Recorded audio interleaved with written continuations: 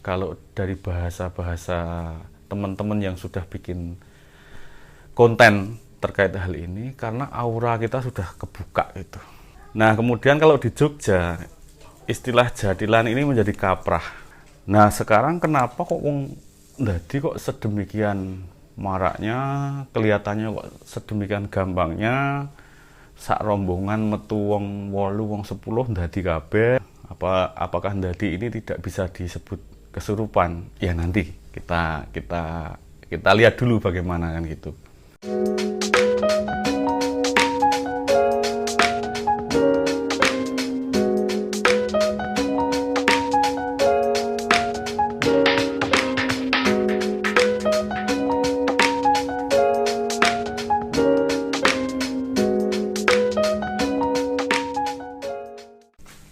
Selamat malam, selamat bergabung kembali di Euforia Pusaka.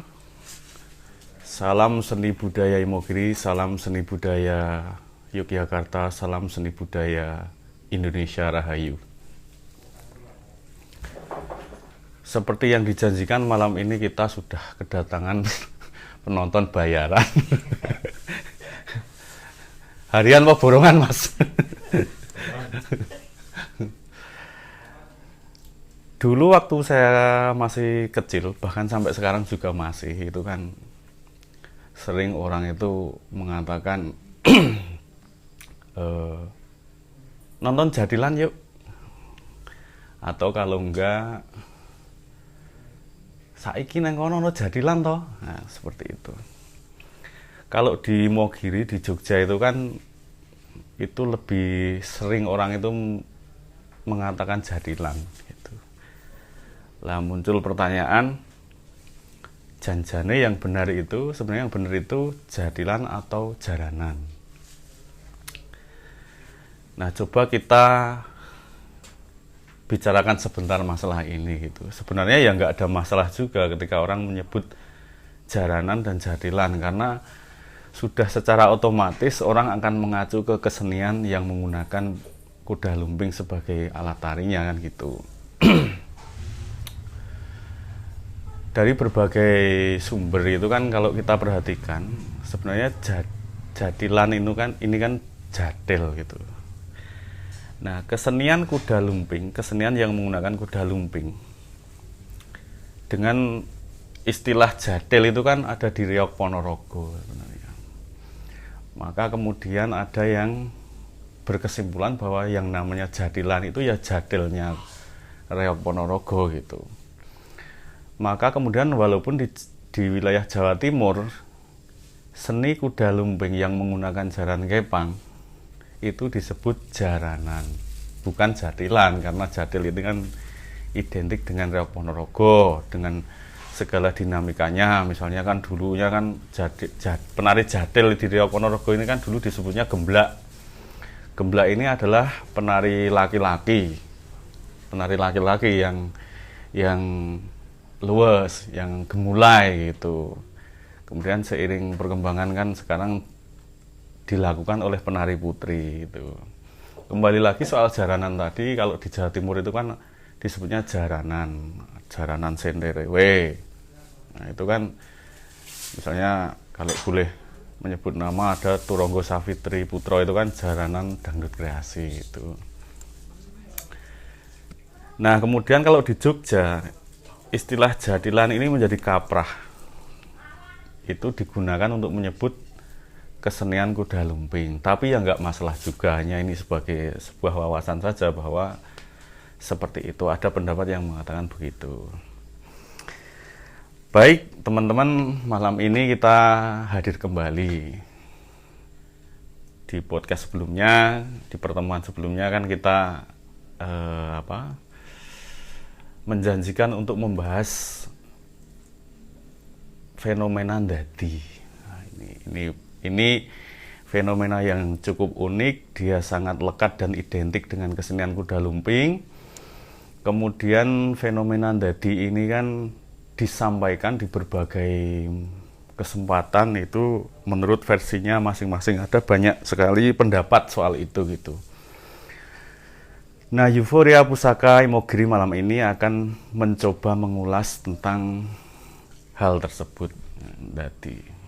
Kemarin saya sebutkan diskusi malam ini adalah ndadi itu tenan apa ora kan gitu. Tom menggirong gitu. Tapi asik juga itu ndadi, itu kan unik gitu, dan para sesepuh juga mengatakan begitu, jadilan iki yo ndadi, jaranan itu ya ndadi kan gitu. Nah, sebelum bicara ke situ saya ingin mengulas sedikit bahwa sering saya sampaikan bahwa kesenian kuda lumping atau jaranan atau jadilan yang dipersepsikan oleh masyarakat Jogja pada khususnya, bahkan di wilayah Imogiri ini kan itu rangkaian doa kan gitu. Nah, posisi ndadi ini kan di akhir tarian gitu. Jadi setelah satu rangkaian doa, persepsinya itu seolah-olah doa ini berhasil atau tidaknya kan dilihat dari ndadi itu, dadi atau menjadi, to become kalau bahasa Inggris Mas, lumayan bahasa Inggris. Maka kemudian dulu kan dipakainya untuk menjadi parameter itu, untuk menjadi ukuran. Kalau semakin banyak yang dadi, seolah-olah doanya itu berhasil gitu, berhasil nyampe lah secara vertikal, pengertiannya seperti itu. Kenapa itu dijadikan ukuran? Karena memang sulit, orang mau ndadi itu sulit. Jadi dulu waktu saya kecil itu kalau nonton jaranan, nonton kesenian kuda lumping ini kan paling yang ndadi cuma 2 orang atau 3 orang lah gitu. Itu pun sudah sangat dramatik karena sepanjang tarian itu saya memperhatikan, wah, ketoknya kayak ndadi, menebak-menebak gitu. Kelihatannya itu yang akan ndadi kan gitu. Ternyata kadang berjalan di luar dugaan kita, sing ndadi mung wong loro kan gitu. Nah, sekarang kenapa kok ndadi kok sedemikian maraknya, kelihatannya kok sedemikian gampangnya, sak rombongan metu wong 8 wong 10 ndadi kabeh. Nah, ini bagaimana? Bagaimana itu? Kok bisa seperti itu gitu? Gitu, baik versinya kami, menurut pendapat kami yang ini adalah akan jadi bahan pembicaraan kita malam ini.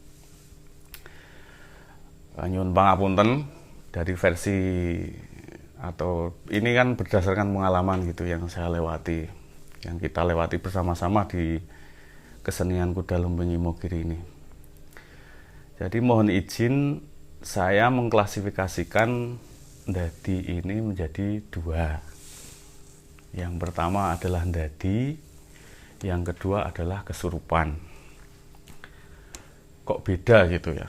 Apakah ndadi ini tidak bisa disebut kesurupan? Ya nanti kita lihat dulu bagaimana kan gitu. Baik, yang pertama ndadi ini kalau menurut saya ini adalah sebuah kejadian atau sebuah mekanisme. Saya sering sebut begitu. Mekanisme secara ketubuhan. Jadi kok bisa begitu ya gitu kan. Biar enak kita bayangke atau kita mungkin mencocokkan dengan apa yang pernah kita alami.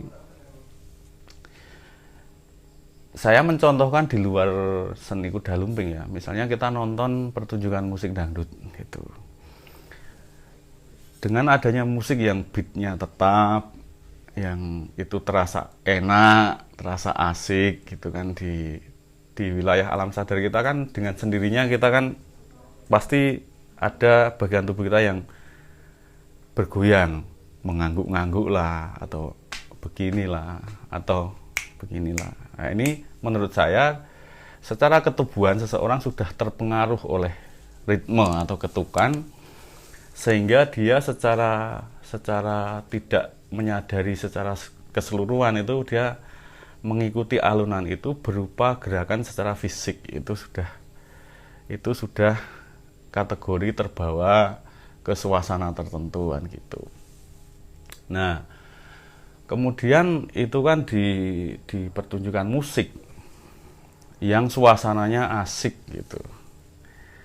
Bagaimana dengan di kesenian kuda lumping? Itu kan kita ada faktor-faktor penambah lainnya yang itu secara sugesti mendorong kita untuk melakukan lebih dari hal itu gitu. Kalau di jaranan itu kan, di kesenian kuda lumping ini kan ada namanya sajen, ada orang prosesi bakar kemenyan, bakar dupa, yang secara keseluruhan itu menambah sugesti itu, menambah dorongan pikiran untuk melakukan hal yang lebih jauh dari sekedar menggerak-gerakkan jari tangan atau mengangguk-anggukkan kepala gitu. Nah, apakah kemudian itu juga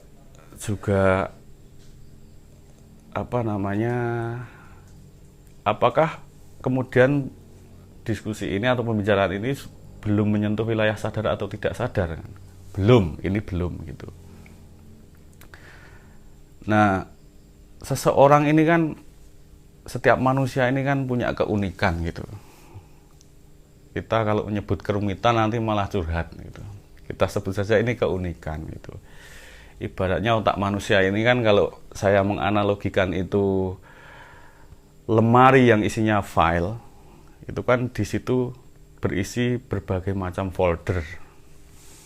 Ada folder asmara, ada folder iri, ada folder cemburu, ada folder perasaan merasa tertindas, ada folder misalnya di rumah ada kekecewaan misalnya, ada folder misalnya secara psikis di rumah broken home.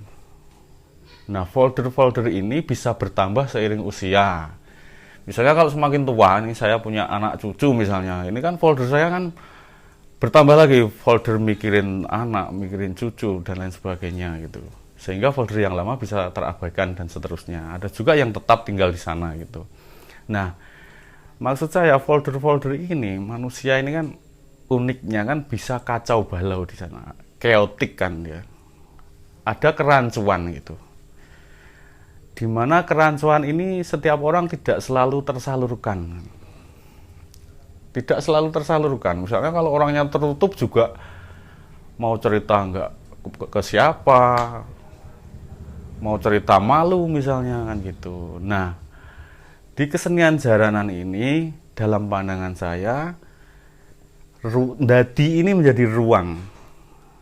Dadi ini menjadi ruang pengungkapan seseorang yang tidak punya tradisi untuk bercerita misalnya, saking ruwet masalahnya dia nggak bisa cerita ke siapa atau mungkin kalau orangnya tertutup ya males mau cerita ke teman gitu, akhirnya dia melampiaskan kegelisahan batiniah itu ke ruang yang namanya dadi. Ya, ini kan belum kesurupan, ini dadi dia. Dimana di situ itu adalah ruang dia bisa mengungkapkan isi hatinya gitu. Maka tidak heran ada orang dadi itu nangis saja gitu. Atau terlihat ceria atau apa saja bisa di situ gitu. Saya tidak bermaksud mengatakan yang nangis atau yang tertawa itu tidak kesurupan, tetapi dadi tidak seperti itu. Ada ungkapan-ungkapan yang seperti itu gitu. Karena pernah juga itu saya mengalami, itu ada anak yang dadi itu dia hanya menangis dan berguling-guling menangis saja gitu. Kemudian menghampiri saya, memeluk itu ya cuma menangis saja gitu. Itu. Artinya dalam berdasarkan pembicaraan ini kan ada nilai positif juga gitu. Ada ruang untuk melampiaskan gitu. Ada ruang untuk melampiaskan. Daripada tidak punya ruang untuk melampiaskan kan repot juga gitu. Banyak masalah, nggak bisa cerita ke teman, nggak bisa cerita ke sahabat gitu, ke siapa nggak bisa. Akhirnya tahu-tahu bunuh diri kan malah repot juga. Itu kita sebagai teman kan merasa berdosa juga malah. Jangan membuat saya mulai curhat, Mas. Begitu. Nah, selanjutnya itu dadi ya, itu sebuah kejadian secara ketubuhan gitu. Sedangkan persoalan sadar dan tidak sadar ini kan persoalan lain. Saya pernah diskusi sama teman-teman. Yang disebut ora sadar itu yang seperti apa? Yang disebut tidak sadar, kondisi tidak sadar itu yang seperti apa gitu. Ada kebingungan di sana, ada kebuntuan di sana. Kemudian saya mencontohkan, nek tidur itu sadar atau tidak gitu. Ada yang menjawab tidak sadar kalau tidur itu. Lah saya tanya begini, kalau tidur tapi mimpi itu sadar atau tidak gitu. Nah, mereka bingung, teman-teman ini bingung gitu. Yang saya karena bukan ahli psikologi, saya menyimpulkannya begini menurut pandangan saya pribadi sih. Orang tidur yang mimpi itu masih punya ruang kesadaran di otaknya. Buktinya setelah bangun tidur dia bisa menceritakan mimpi yang dia ingat. Artinya ada suatu kejadian yang tertangkap memori sehingga dia bisa menceritakan ulang. Nah, peristiwa menangkap memori ini kan di situ sudah bagi saya sudah cukup menjelaskan bahwa itu tuh ada ruang kesadaran gitu. Artinya tadi itu memang tetap ada ruang kesadaran. Sejauh ini begitu. Kemudian saya tanya lagi sebagai pembanding. Oh, dari diskusi itu saya menyimpulkan begini. Akhirnya kondisi tidak sadar itu tidur yang tidak bermimpi. Nah, itu bisa saya sebut itu kondisi tidak sadar. Itu. Yang kedua saya menawarkan kondisi lain, pingsan. Mungkin teman-teman pernah pingsan, ada yang pernah pingsan itu. Konkretnya begini, orang kecelakaan, dia jatuh kemudian tidak sadar gitu. Buktinya dia tahu-tahu berada di rumah sakit. Nah itu menurut saya itu juga kondisi tidak sadar gitu. Nah selanjutnya apakah tidak sadarnya orang tadi itu seperti itu? Pertanyaannya kemudian kan begitu. Benarkah teman-teman yang biasa tadi itu memang berada dalam kondisi yang tidak sadar seperti yang saya maksud ketika pingsan atau tidur tanpa mimpi itu? Nah itu. Ini yang pertama, poin ini monggo nanti dicermati dulu. Kemudian saya melangkah ke opini selanjutnya tentang kerasukan yang saya ajukan di depan. Kerasukan ini kan diyakini kita itu kemasukan roh halus, lelembut, nah, gitu. Barang halus ada yang menyebut begitu. Nah, saya termasuk orang yang masih meyakini memang wong kesurupan itu memang ada dan memang mereka hilang kesadaran sepenuhnya gitu. Hilang kesadaran sepenuhnya. Saya meyakini itu. Hanya secara jumlah mungkin tidak sebanyak yang bisa kita harapkan untuk kita lihat. Mungkin tidak banyak yang bisa seperti itu. Artinya kan kesurupan ya wes kelebonan roh halus, kemudian dia melakukan sesuatu hal-hal yang di luar nalar, itu yang disebut kerasukan kan, yang diyakini orang kan seperti itu, melakukan hal-hal di luar kebiasaan atau kesadaran. Ini diperkuat dengan berbagai macam fakta. Kalau dulu kan yang tadi sedikit, sekarang banyak. Nah ini apakah semuanya kerasukan? Kan tidak. Jawabannya jelas tidak gitu. Kemudian ada juga fakta yang bisa kita lihat, satu rombongan tadi kok menari dengan gelagat yang sama. Nah, mungkin teman-teman nanti bisa temukan ini, banyak ini. Misalnya menari dengan gerakan cakil misalnya. Kok bisa orang sebanyak itu diyakini itu tadi ataupun kesurupan monggo menari dengan ragam tarian yang sama ketika tadi itu. Nah, ini sebagai bahan pertimbangan saja gitu. Kita tidak mengklaim itu tadi atau kesurupan gitu. Karena tujuan euforia pusaka bukan itu gitu. Kita hanya memberikan pertimbangan-pertimbangan agar teman-teman yang terutama generasi muda ini punya sense of belonging terhadap seni budaya gitu. Itu semuanya bagus.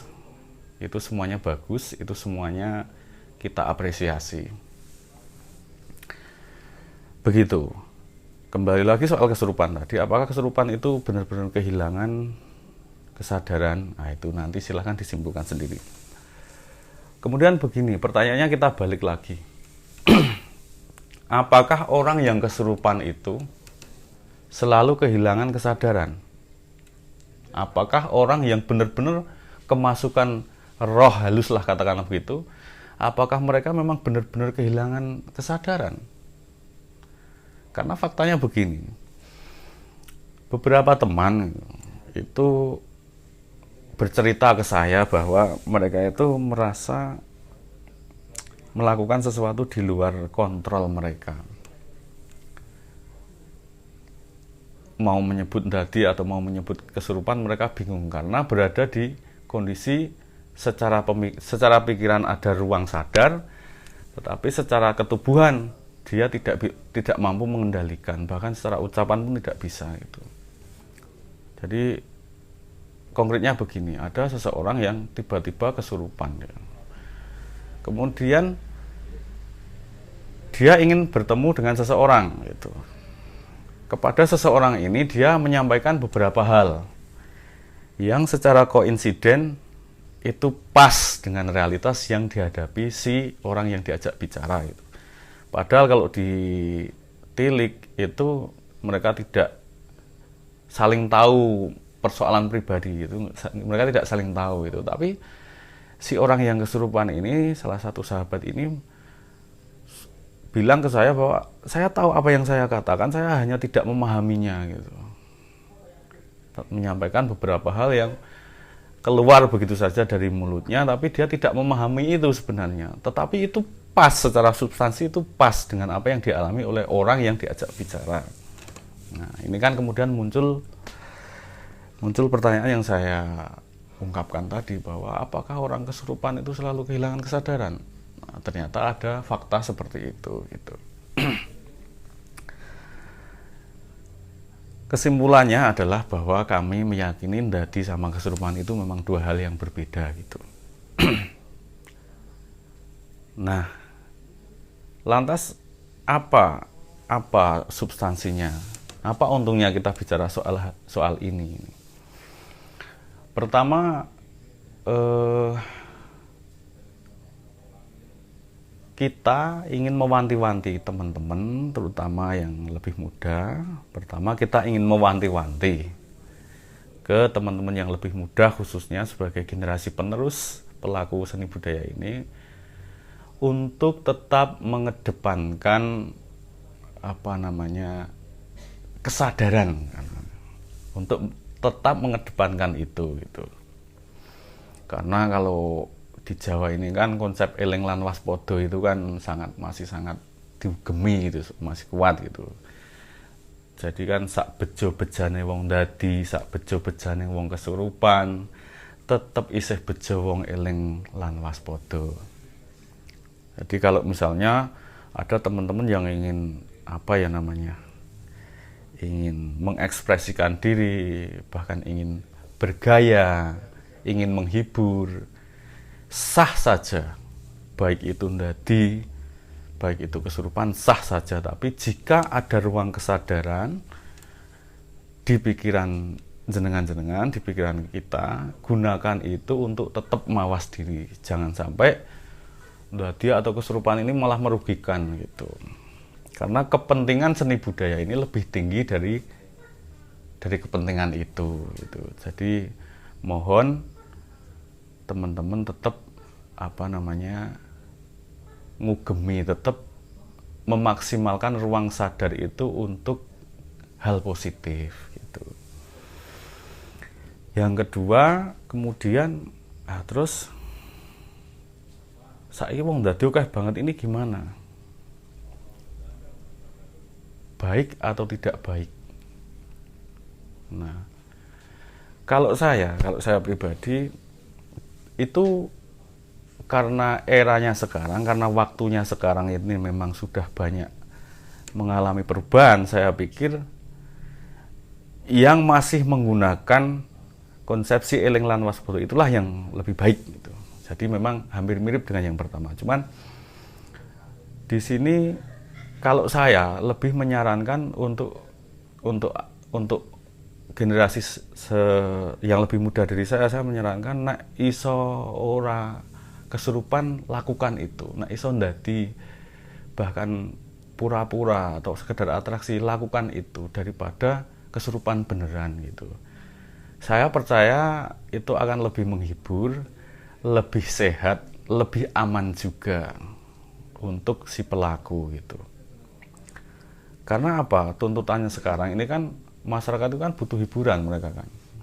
Kebutuhan orang dari kesurupan itu kan sudah bukan menjadi parameter keberhasilan sebuah rangkaian doa seperti yang saya maksud di awal, kan tidak seperti itu. Sekarang orang ini kan butuh hiburan masyarakat ini gitu.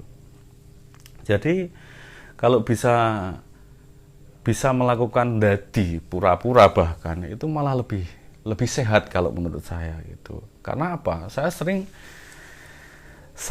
sering juga ini ya tidak lepas dari pertimbangan bahwa teman-teman yang lebih muda ini kan masih punya angan-angan atau cita-cita yang positif itu. Maksud saya begini, kalau ada kan misalnya adik-adik kita ini yang usia SMP misalnya, ya pengen punya cita-cita ingin jadi petugas negara misalnya TNI atau polisi, jangan sampai ini dadi atau kesurupan ini malah mengganggu, misalnya terjadi sesuatu sehingga terjadi kerusakan permanen. Itu yang kita takutkan gitu. Maka jaga wilayah logika itu, wilayah kesadaran untuk tetap mawas diri, jangan sampai terjadi hal-hal yang tidak kita inginkan. Selanjutnya yang ketiga, saya ingin menyampaikan bahwa apa sih hebatnya kesurupan itu apa gitu kan. Jadi ada juga beberapa kawan yang ternyata merasa tidak nyaman karena wes kadung sering kesurupan. Dia tidak ndadi pura-pura, dia kesurupan beneran. Itu ternyata dia bisa menyampaikan hal-hal yang tidak menyenangkan di luar kalangan jadilan. Jadi ternyata ada beberapa teman yang mengaku ke saya, kebetulan juga saya mengalaminya, itu jika panjenengan, jika kita itu benar-benar kesurupan dalam pengertian kemasukan roh halus atau lelembut atau semacamnya, itu di luar kesenian nanti itu bisa mempengaruhi.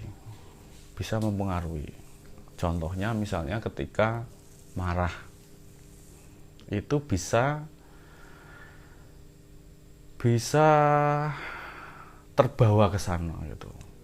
Kadang dalam kondisi marah itu sulit kita mengontrol diri kita gitu. Karena apa?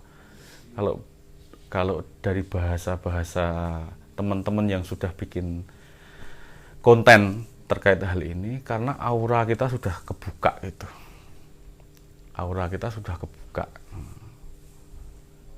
Ada kondisi mempersilahkan di alam pikiran kita. Itu artinya kita sudah membuka diri gitu.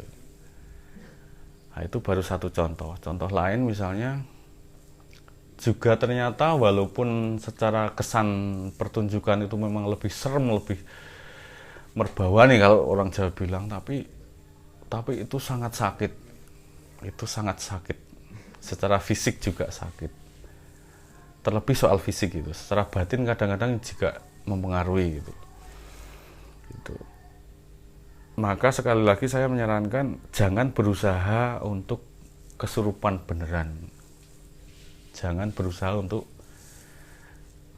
menjadi kesurupan beneran. Kalau itu sudah terjadi ya mau bagaimana lagi gitu. Kemudian selanjutnya, segala perilaku yang ada di kesenian ini sebenarnya patut kita perhatikan dengan lebih hati-hati gitu.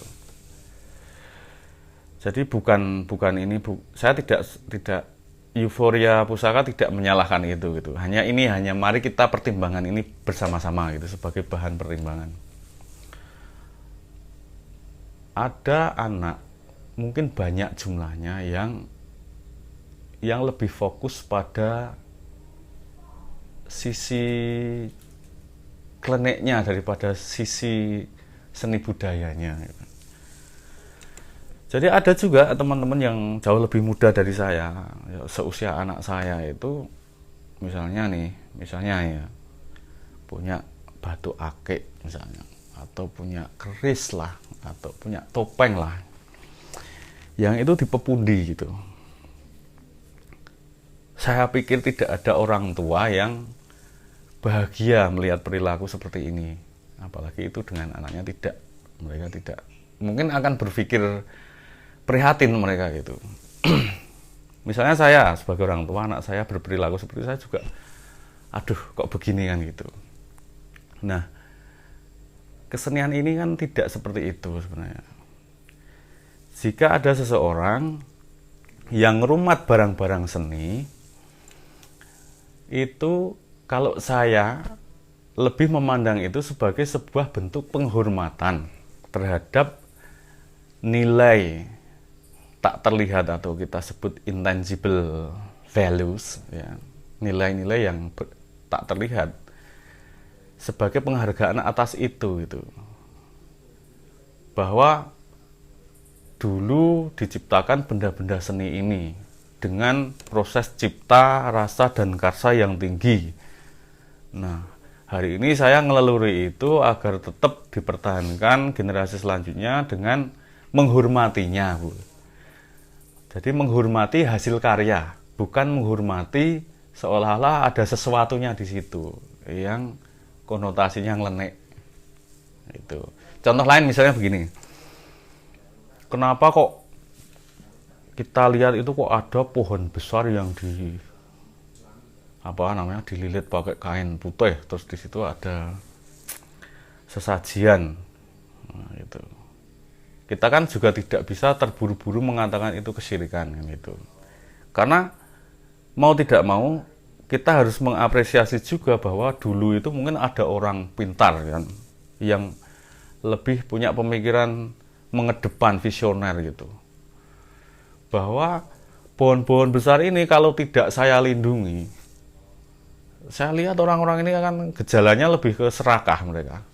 Ini nanti takutnya ditebang, sumber airnya jadi tidak ada, sendang-sendang akan mengering.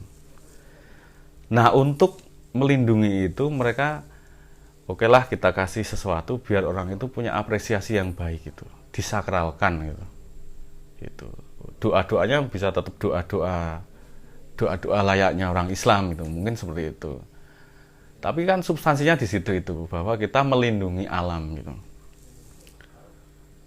Jadi kalau kita bilang itu nyembah setan, ya jangan begitu dulu, tunggu dulu gitu. Kita lihat dari sisi kemanfaatan kan ada juga seperti itu. Sama dengan yang sebelumnya saya sampaikan kan seperti itu. Gitu. Sekali lagi orientasinya di sini adalah untuk mengingatkan bahwa kepentingan nilai dari seni budaya ini kan lebih tinggi daripada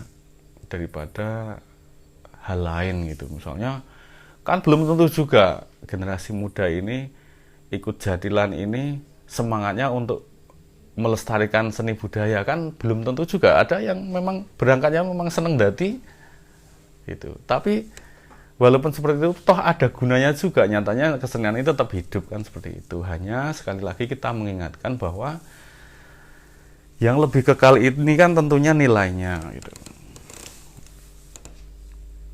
Nilai-nilai heritage gitu, kayak wayang kulit.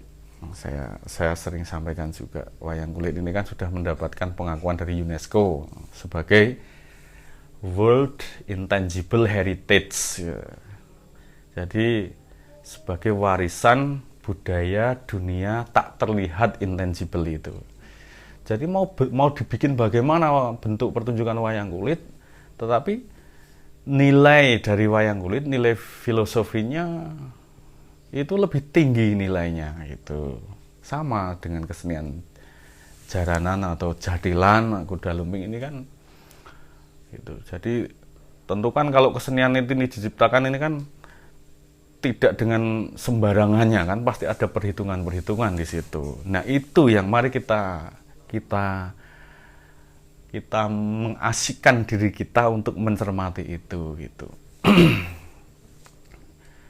Nah, perkembangannya kan selalu mendatangkan pro dan kontra. Ada perilaku-perilaku berkesenian yang baru gitu kan. Itu. Begitu. Jadi teman-teman Euforia Pusaka, kita mencoba memberikan pertimbangan seperti itu. Tentu kita akan mengapresiasi kejadian-kejadian, perilaku, fenomena yang muncul sebagai satu bentuk tribut untuk kelanggengan seni dan budaya ini gitu. Dan mari kita bersama-sama menjaga nilai-nilai ini dengan lebih eleng lan waspada, karena disitulah poinnya itu di situ itu gitu. Jadi untuk jenengan yang lebih muda ya, silahkan mengekspresikan kreativitas jenengan sekalian di kesenian ini, karena kesenian ini memang butuh jenengan gitu. Monggo dikemas sedemikian rupa dengan tetap mempertahankan ya, nilai-nilai atau kaidah-kaidah yang itu positif sebenarnya, itu punya nilai-nilai yang baik. Jangan kita terlalu terfokus ke hal-hal di luar itu. Begitu. Jadi saya atas nama Euforia Pusaka mengucapkan terima kasih. Masih banyak teman-teman yang peduli, masih banyak teman-teman yang mau mencintai kesenian ini. Tidak terbatas pada kesenian ini saja, karena kita kan kaya kesenian, kita kaya budaya itu kan kita kaya itu. Jadi ini kan aset itu. Aset itu ya lebih mudahnya kita itu punya kekayaan. Nah, kekayaan ini mari kita kelola gitu. Kita buat agar itu tetap terjaga dengan baik, dijaga dengan baik kan itu. Karena kalau nggak menyadari jika seni budaya ini aset kan akan terbengkelai gitu. Kan ributnya nanti ketika ada claiming negara lain misalnya, atau keprihatinan dari diri kita sendiri saja misalnya. Wah, biyen ngono jadilan seru, sekarang kok ra ono. Jangan sampai kita sampai pada titik itu. Begitu. Nah, saya ingin menekankan kembali bahwa dadi beneran, dadi acting, kesurupan beneran, semuanya sah, semuanya patut diapresiasi. Nyatanya dengan fenomena itu berjalan, kesenian ini pun masih berjalan juga gitu. Mungkin suatu ketika nanti teman-teman juga akan sampai pada pemikiran bahwa wah yes, digawe sing kaya mbiyen piye yo. Nah, mungkin seperti itu. Bahwa sekarang ini belum sampai pada kondisi itu ya it's okay, enggak masalah gitu. Mungkin itu untuk pembahasan kita malam ini. Sekali lagi tetap kita berusaha sama-sama untuk menjaga tetap eleng lan waspada. Itu para sesepuh kami juga sering mengatakan demikian, bahwa sak bejo-bejane wong dadi, sak bejo-bejane wong kesurupan, tetep isih bejo wong eling lan waspada gitu. Begitu teman-teman, begitu nggih para penonton ini, kepada kemana ini penonton ini? Sebagai penutup saya akan membawakan satu tembang. Kemarin saya nembangnya di akhir, apa di awal Mas kemarin? Di akhir ya ini. Sebenarnya tadi pengennya di awal gitu, cuman lupa ya, keasikan dong gitu.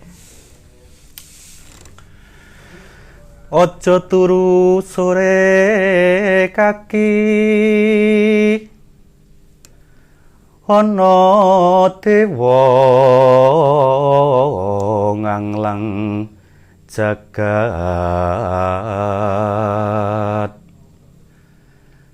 nyangkeng pokor kencanane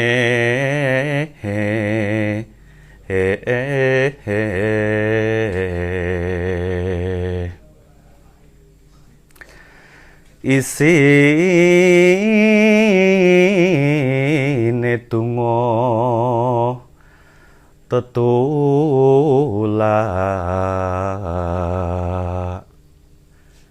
sandang kelawan pangahan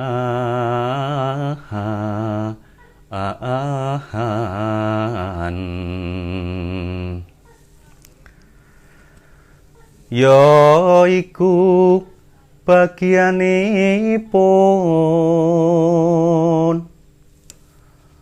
wong melek sabar narima